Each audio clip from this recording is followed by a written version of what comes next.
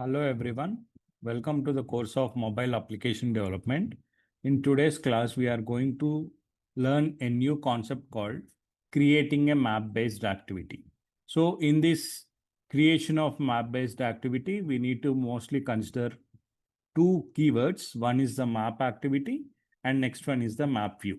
Now let's see what is a map activity and what is a map view. Okay. So whenever the user opens a map related application, let's say for example, let's take an Google Maps. Okay.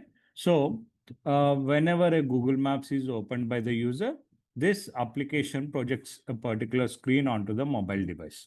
So whatever the user is able to see the graphical user interface through the Google Maps application, that particular interface element is called the map view. Okay. So as soon as you keep on giving the inputs, the graphical user interface changes, which is nothing but a viewing of the map in a particular dimension. Okay. So that particular viewing through the phone, through an application called Google Maps is called the map view. Now coming to the map activity. So what do you mean by map activity? Every time the user gives an input, it can be a searching for an address, pinpointing a location, or searching or doing any kind of operation which is related to the apps through the application like Google Maps, for example, I have taken.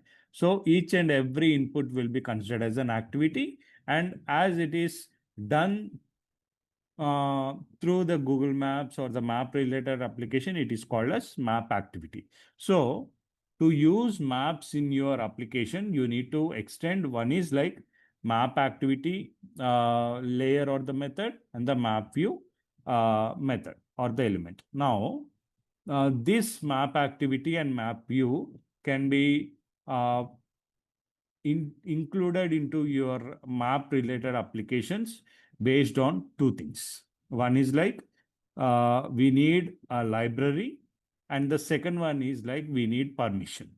So what is the library we require and what is the permission we require? Let's see. Okay. So every time when we try to use a map related application, we need to add the library to the manifest using uses library tag. Okay. So here, if you see here, the XML file, what that particular application map related application uses is like uses hyphen library space Android. Okay. And with name equal to com.google.android.maps. So this is the library which will be included in the form of an XML in the map related application while developing in the Android Studio. Okay. So any application which is giving you an access of maps, so we need to assume that this library has to be included or it has been included. Okay. Now the next one, we need permissions. What kind of permission we need?